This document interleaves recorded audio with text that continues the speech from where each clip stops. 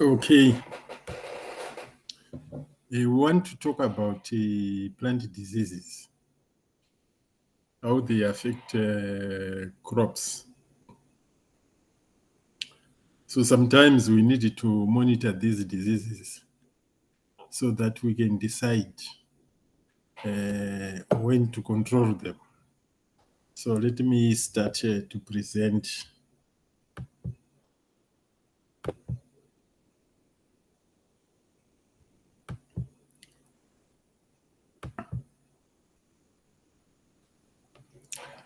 So want to talk about plant disease monitoring or scheduling control measures and predicting crop losses.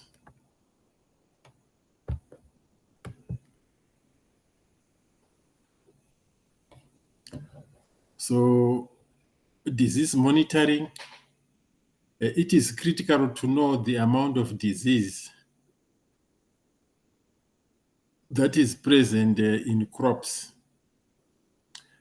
Presence or absence of the disease may not be critical. The disease has to exceed a certain threshold before it reduces crop yield. A small amount of disease could have a little effect. The amount of disease is measured as the proportion of crop population that is infected. Disease incidence or proportion of the area of the plant or plant organ, for example, leaf that is affected. And this can give us an idea of disease severity. So assessment of plant diseases and the effect on crop yield.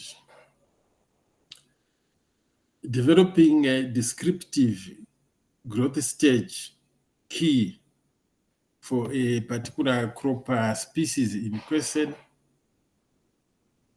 Developing methods to assess the incidence and severity of disease. Developing statistically sound method of sampling crop populations for the assessment of the amount of disease. Estimating the negative impact of a particular level of disease on crop yield and the quality. Evaluating the economic benefit from various methods available for reducing the amount of disease.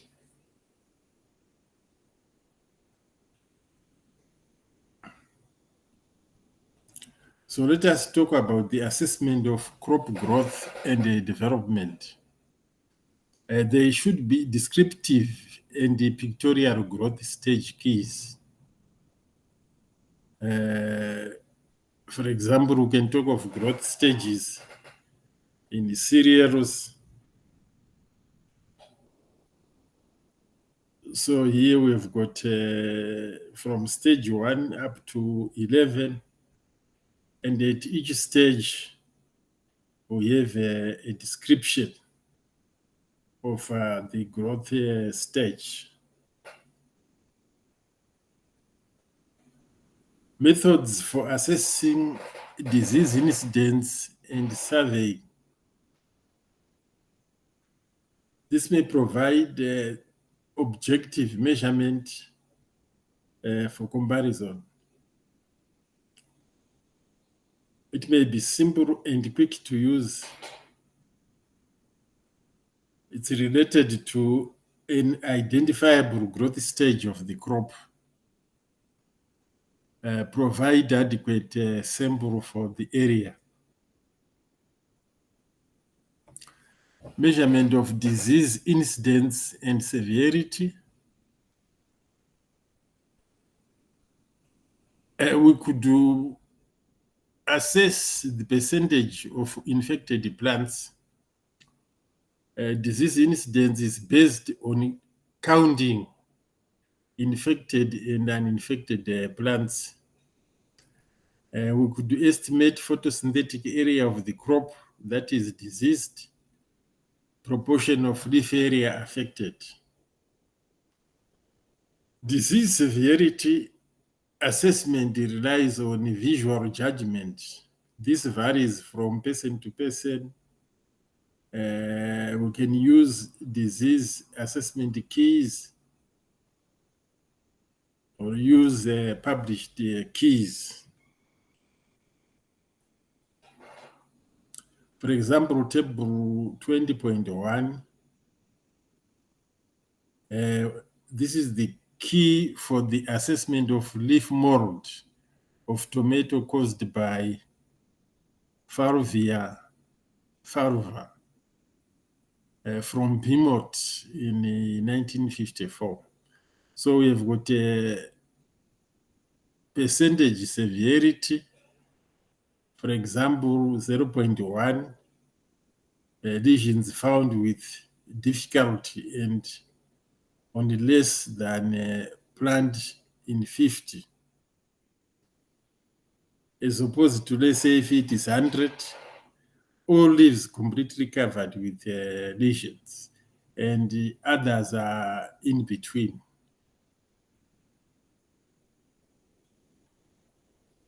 This is the key for assessment of late blight of potato caused by Phytophthora investans after British Mycological Society, 1948. Disease severity, it can start from 0, where we have disease not seen in the field, up to 100, all leaves dead, stems dead, or dying. And we have some other descriptions in between, describing the level of severity. Now we can have these keys with some diagrams which try to give an assessment of infection. So what are the assessment tools? We can use remote sensing techniques with the Poussinia graminis. We can use spore traps to determine the quality of spores. Use of electronic scanners, infrared aerial photographs. This can be used to assess diseases. Use of video cameras and image analysis.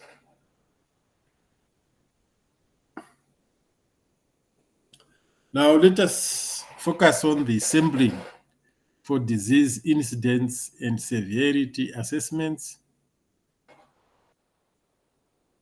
Samples of crop units, leaves, inflorescence, etc. can be taken at random from a field. Walking across a diagonal or W or a diamond pattern across the field and taking sample every 10 paces. Alternatively, standard quadrats can be placed at random, sampling intensity and standard error. Sampling, the frequency of sampling determine the standard error. Here I've got a diagram which is showing sampling intensity and the standard error. Where we have this arrow here, probably that is the ideal sampling intensity.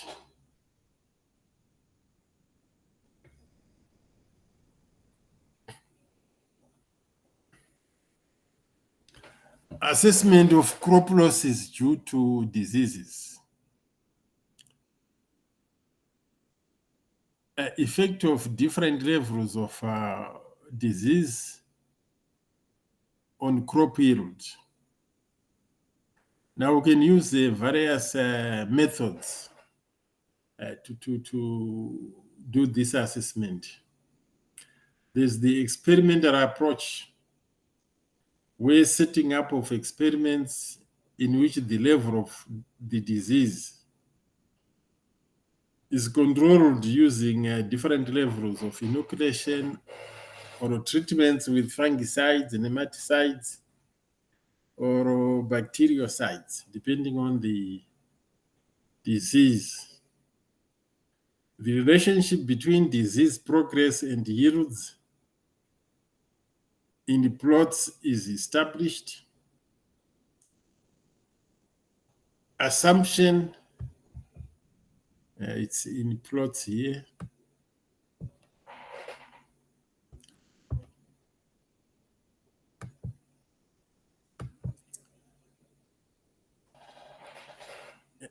So the relationship between disease progress and yields in plots is established. Assumption is that the biocide has no effect on yields in the absence of the disease.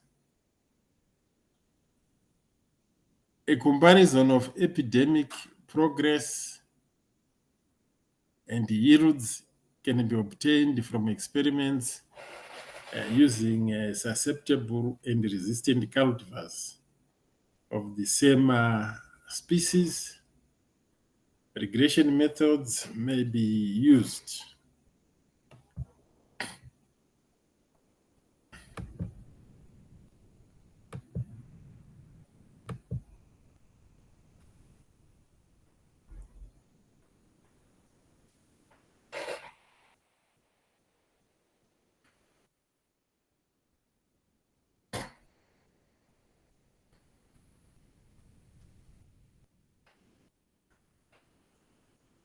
Now, we can use what are known as critical point models to assess the effect of the disease on crop yield. We have got relationships between amount of disease and percentage loss in yield. So we can use linear regression equations where disease intensity is represented by X, percentage yield loss by Y, then mean percentage yield reduction in grain yield due to powder mildew.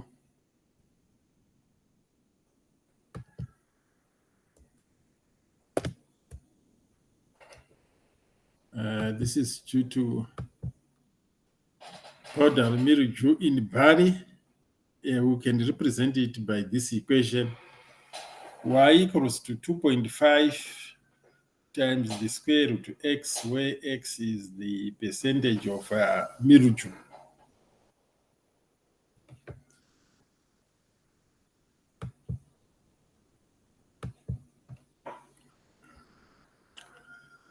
Example, we've got rice blast in Japan, and yield loss may be represented by Y equals to 0.5 times X, where X is the percentage blasted parts.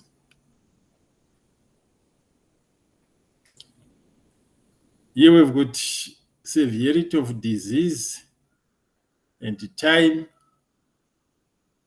Here there are two different disease progress curves that show similar amounts of disease at a critical point, which is shown here.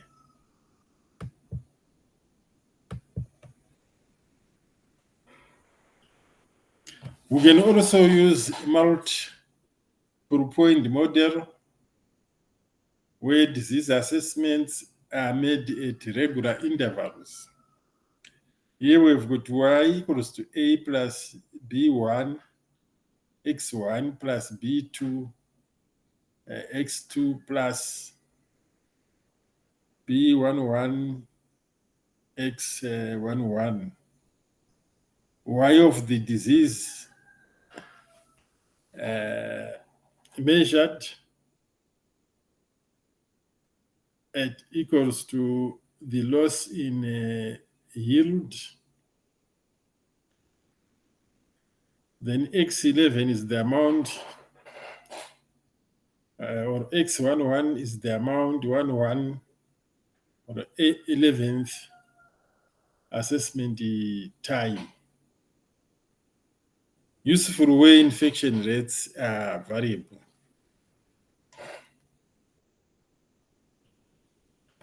Here we've got disease severity, or severity of disease and time.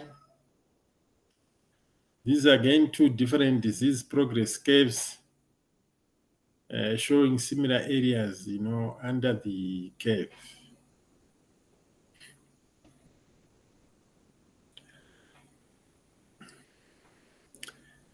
Here we've got the relationship of disease intensity and yield. You can see here, this is a linear regression, where if we increase the disease intensity, we decrease yield. This is yield loss. As we increase disease intensity, we increase yield loss. Here again, two graphs showing disease severity increasing, and here we are decreasing pods per plant, and again here we are decreasing seed yield per plant. Now we can also predict disease outbreaks from disease assessments. So disease forecasting, that is predicting of disease occurrence, is important in regulating chemical sprays or biological control agents. Knowledge of the biology of the disease and prediction of outbreaks is important.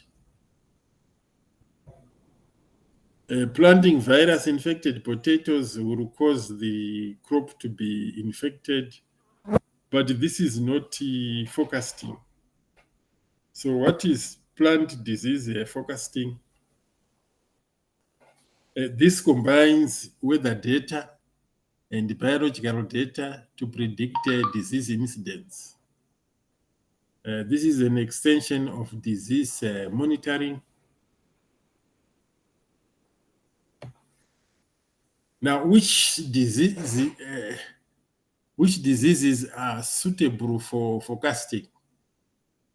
Now, the disease should be economically important. The disease should be above the threshold level to cause loss. If the disease rarely reaches the threshold, it may not be worth forecasting because it's not going to cause economic damage. Example, we've got blister blight fungus in tree. At 35% or more, it can cause significant economic damage. This formed the basis of economic control measure.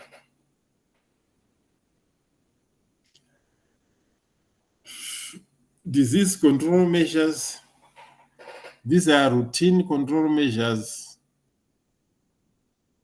which are expensive and wasteful.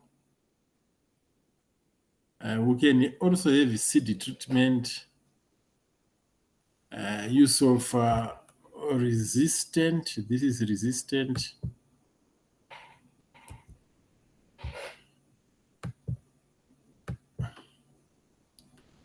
varieties. Fungicide sprays need prediction of diseases. Efficient control measures are available. Now, it's pointless to do disease forecasting if there are no control measures.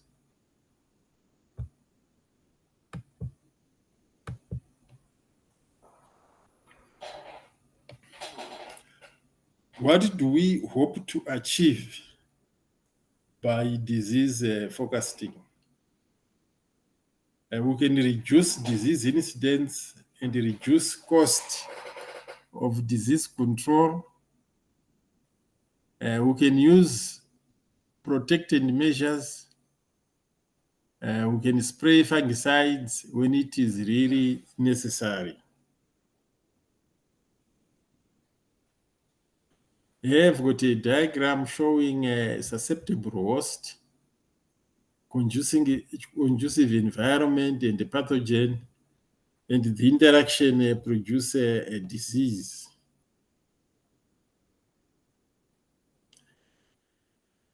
So what are the methods of disease forecasting? We can use correlation between disease incidence and weather. We can use computer modeling. Now, the factors which are important are rainfall, temperature, humidity, wind, light, sunshine, and cloud cover or sporangiophore development. This is now part of the fungus, spore development, duration of spore production, number of spores produced, dissemination of spores, spore germination, and infection.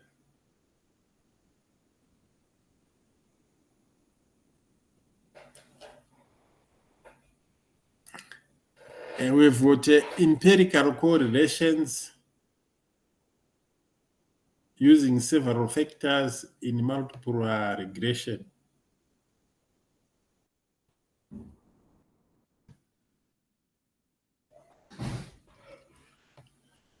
Monitoring of monitoring inoculum. This is not effective for potato red blight and grape down mildew. It's suitable for rice panicle blast caused by Pericularia oryza,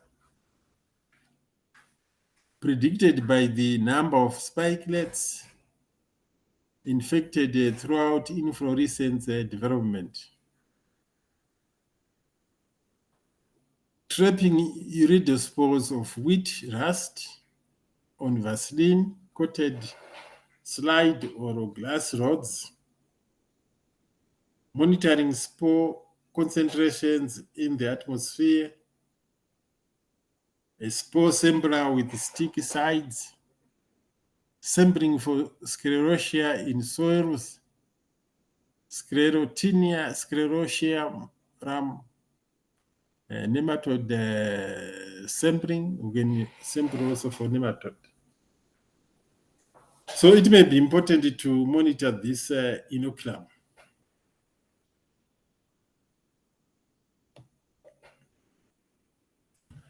Microscopic propagules.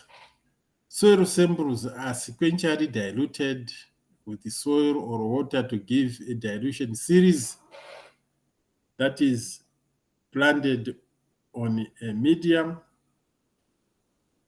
Various antibiotics, fungicides, dyes are added to the medium to suppress growth of saprophytic bacteria and fungi.